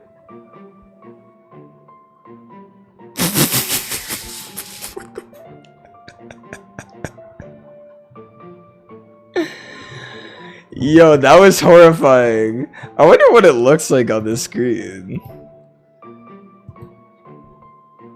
I don't even think it looks like anything. Oh, you literally specifically cannot see it. That's actually literally so convenient. Who is this baddie I just went? Are they having fucking freaky live streams on TikTok? Damn. Did not know you could do. All right, sorry. Let me fucking do my speech. Thank you guys so much for coming. I actually really enjoyed this. It was nice to take a break after that rougher one. I feel like, whoa. Have you been seeing it like that the entire time? I need to stop using this as like a way to tick myself. I feel like I think exposure to darker topics is a little bit of a weird thing for me. I have a hard time consuming it, and I usually don't do it because I think base knowledge of like shit that happens in the world is pretty much anything you can interpret. I don't always know if something dark is like needed to be taken in, but I love games like this because they are so fucking calm, they are so appealing, and they are so fucking relaxing. And I love being able to take my mind away from like the spaces that I bring into myself into as a streamer, because it is a fucking lot. But I always have loved this game. I do say, at least from a streaming perspective, I wish it was a little bit quicker. This is very slow. This is very slow. Sometimes I be sitting through this shit and I feel like I'm fucking reading like a story from ChatGPT. It takes a long time, and it has like a difficulty in intensity. It will go from like a really fucking cool scene going on to like a very slow calming thing, and I want to see more from it. And I think maybe that's why I'm seeing a difference from like this and Serial Lover, because Serial Lover is like, it's constant, snap, like you get the music, then you get the dialogue, then you get the scene, then you get the freaky shit, then it's just like that looping, and you only get like the conversation for a short while, and it's still like very plot heavy, very like what's going on, what are the characters thinking, what are the characters doing focus. And I think that's what makes it so appealing. So I wish I saw more of that in this, not in a sense of they should be the same, but more so I wish it was a lot more content heavy and a little bit more intense. And I've experienced that going through this game as a whole, but that does not knock it from being a good game. For me, the Arcana is definitely one of a kind and has so much to it, and I definitely want to be able to see more, because I feel like it does such a good job doing what it does, and it's definitely inspiring for someone like me who like likes to do D&D or write stories. It definitely gives me a new perspective and a new way of thinking about like storytelling, which I love. I definitely love most about that. Sorry, that was a bit of a tangent. D&D, yes. I said Dexter's trigger word. I don't think we can tonight after we played. I want to sleep. I accidentally napped today, and that's why I was late to stream and didn't have time to set anything up. But next stream at 6 p.m. EST, we're going to do Serial Lover again. Such a bunch of people were asking for it, and I really want to do it. I would really love to get fucking back in that game because I was enjoying the plot. I stopped for today just because I really wanted to be able to focus on one, I wanted to do something close to Coco's game, but I wanted to try something like I haven't seen before, and I definitely think I understand now. I'm not a fucking fan of dark games, bro. Like Doki Doki Literature Club, other shit I could do, but the other stuff, like these dark ass horror games are not my fucking style, where it's just like pure agony. I fucked with at least like mouthwashing, but other than that, it's a little tough. Yeah, we're streaming again. Just say you hate me. I'm not saying it's bad. I'm just saying like there's a slow build to it that mouthwashing had that made mouthwashing tolerable eventually until it wasn't. The games I just played earlier were maybe some of like the most just instantaneously going into like dark ass subjects for no reason, no fucking preparation or lubricant. It was fucking tough. I want there to be like an easier time getting into it. So if I do anything else, I may go for something like storytelling, Detroit Become Human style. But like, I have to say, I think once we get to an understanding of what kind of games are best for me and how I interact with them, best for like the games that I enjoy, and the best kind of games that like I kind of get into, I think we'll eventually come to a place where we make like peak content. You know what I'm saying? Because I feel like anytime there's like a slightly attractive character in a video game, the video will blow up. Or if it's my style, like Undertale or really intense, will also blow up as well. I don't know if the Arcana is there yet, but obviously we haven't even gotten a chance to really dig into it. But that's why I want to start doing things over the weekdays, because at least that way I can kind of experiment. Because obviously I think weekends should be done for like the big games that always get views and shit, since everyone will be free and have time to do it. And I think maybe like the other games that I may not be used to, or I'm just like testing out to see if I like them, I think it would be a lot better to be able to throw ourselves in there, try it out, and then and then see if I enjoy them, or if they like do well as a whole in the future. I think that'd be a great way of doing it. I do want to try Life is Strange. I do want to do Detroit Become Human, because I know Detroit Become Human is peak. I also said I wanted to do fucking Until Dawn, because Until Dawn is fucking peak as well. I think I might return that game I had. I think I might go return Violent Horror Stories if there's no games in there that I really fuck with, because this game was not the vibe, not the energy that I was looking for, and I want to try to go for something a little better, more my speed. I like a little bit of a slow burn. I like a little more intensity. I like something I can easily understand, and something that just doesn't feel like a depressive episode. Portal and Portal 2.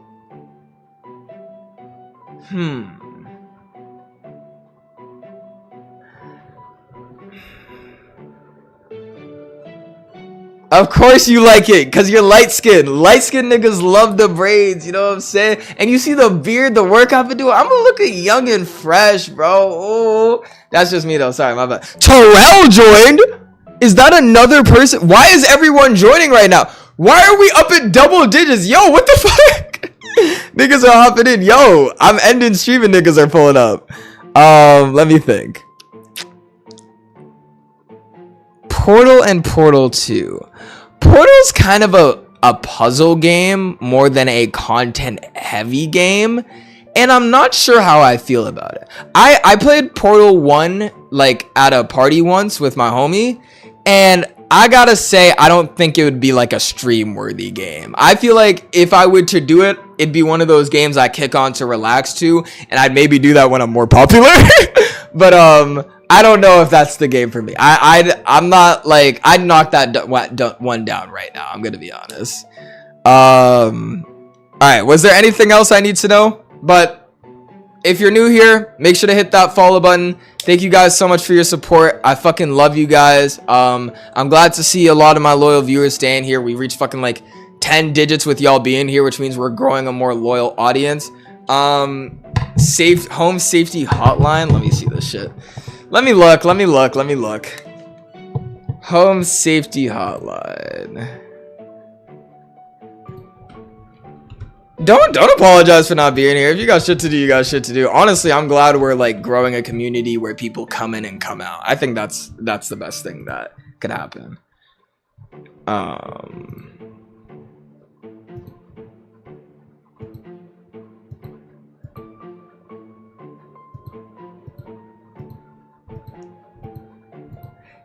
This shit looks ass.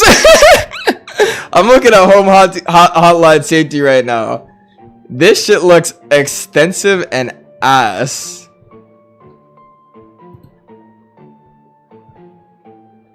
Hearing noises, seeing things. Call home safety hotline.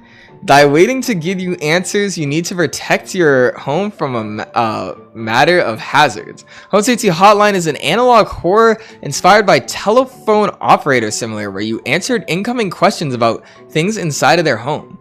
Read through a vast catalog of common pest household hazards and do your best to become part of an expert in home safety.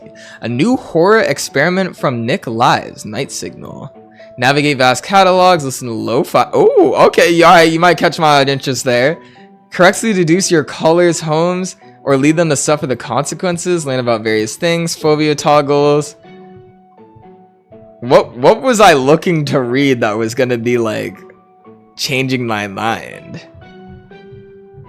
But I'll try it. You know, I'll try some shit. Interesting though. Interesting. Alright, let me look up fucking TIH.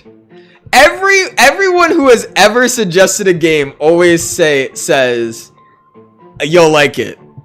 And then I have no idea. What the fuck is this? TIH is a meditative action adventure game where the player controls a feast snake to bring to their final resting place.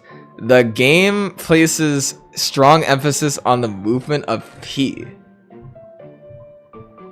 A short game but simple and entertaining. Huh. Is this your game? Did you make this game? This looks very indie developer. Feel like you should play games you want to play and wait. Fuck. Hold on. The pinned comment is making it tiny. And then one game that your viewers like, and then you game? What? I feel like you should do games you want to play, and then one game that viewers like, and then you game. What? Am I not smart?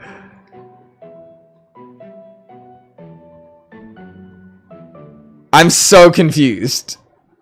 Katie, can you please expand on what you said? As in, like, you want me to stream a game I want to play, and then right after stream a game they want me to play? Is it $9? What the fuck is this? Is it a pig game? Why are so many people pulling up after I fucking stopped streaming? So do a game I like, then a viewer's game. I'm never playing this in my entire life. I'll actually never touch this. Anyway. Hold on. So, okay, but wait, like, the same day or one after another? Like, every other day? Like, one day I do my stream, then their stream, and then switch back and forth? Or, like, the same day I do my stream, then their stream? Tell me what you're thinking.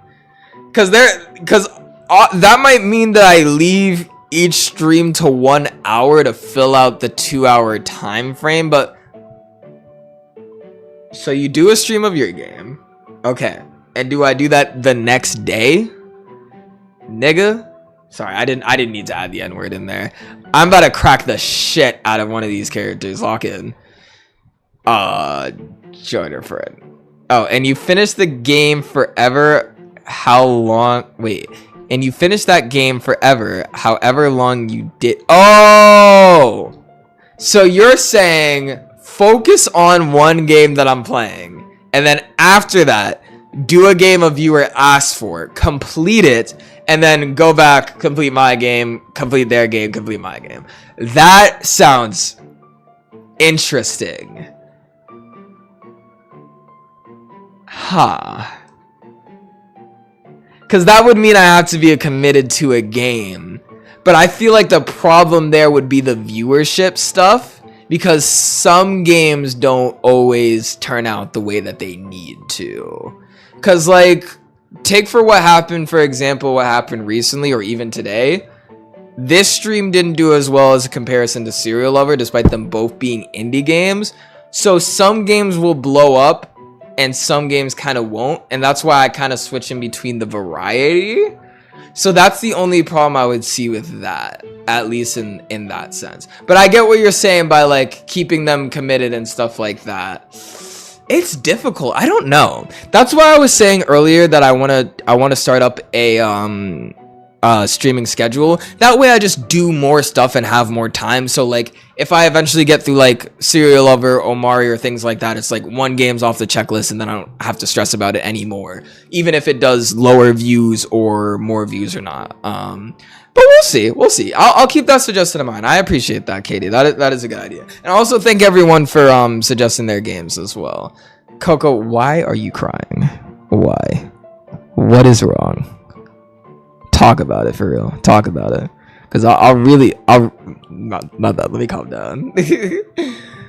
Yeah, and I will do that. Omori, what about Omori? Speak in full sentences, bro. I'm not trying to sit here reading all day. Also, people will know what to expect for streams. Yeah, that's what I'm thinking too. I think that will be good as well, because I know. Lottie, I thought it was your bedtime. Don't you have to go to bed at 10? How did you get in here at fucking, how did you get in here? Why are you here? I thought you had to go to bed. You saw what? What did you see? Anyway, Lottie, stop recommending Omari. Yo, Lottie's actually been very respectful recently. I am proud of Lottie. Lottie has been fine with Omari requests. Alright, are we ready to end? I'm gonna go hop on fucking... I think it's time. I think we all know what needs to happen. I think we haven't really had this discussion yet, and I think it's time that we finally have this talk. You know what I'm saying? Quick question: can you get permanently banned for like showing like a slight bit of porn on TikTok? Hold on.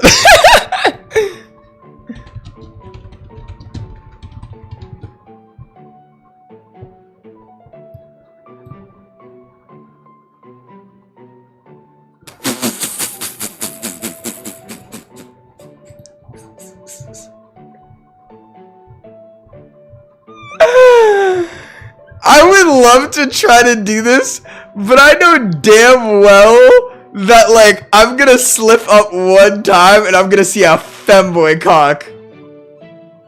I know it. Yo, hold on, let me peep game real quick. Let me peep game. So I don't know if you guys have heard of this new game that came out. It's called My Femboy Roommate. I've been waiting for this shit. I'm gonna genuinely check if there's a fucking mode for this shit real quick. Yo, let me see this. I'm actually so dead ass curious. English, fucking move it, Jesus Christ. Oh, okay, yeah, we definitely can't play this. We cannot play this. This is actually so bad. I'm looking at it right now. It's not worth it, y'all. It's not worth it. It's not. Yo, how the fuck do I adjust the screen? Why is it showing me the wish list on screen right now? Hold on. What happens if can I full screen this shit? Oh, okay, yeah. No, he's like, there's he's like constantly naked. He's like genuinely constantly naked. Oh my god. Alright, we need to leave. This is yeah, alright, nope. Alright, I've seen enough. Why did I just get a missed call from Dexter? Alright, anyway. I was trying to see if we could peep My Femboy Roommate real quick, you know what I'm saying? Yo, who just sent me? Yo, why the fuck is everyone coming in pulling some bullshit right now? Thank you, Barry, for the roses. And I don't even know if Serial Lover has fucking nudity in it. I'm actually really worried. I'm surprised we haven't seen some shit, because itch.io does not fucking care about like what you got going on. They will show you some fucking meat, bro. No fucking warning either. Straight fucking flaps. You summoned all the fanboys? Oh my god. Alright, let me get the fuck out of this shit. That's hilarious though. Alright, y'all. Go to bed. Let's go finish up this stream. I wanna sleep and I wanna go to fucking nighty night. And go to bed by time. What BRB? What could you possibly want? Also, give me a yeehaw in the chat before we leave. Yeah! We fucking did that. We always have a great stream. I fucking love it. Ooh, can I call it for the ones? Yeehaw. Yeah. Does it look different when I comment? It doesn't. It should show me in like cool, nice colors when I. What do you mean I showed it? What do you mean I showed it? I showed what?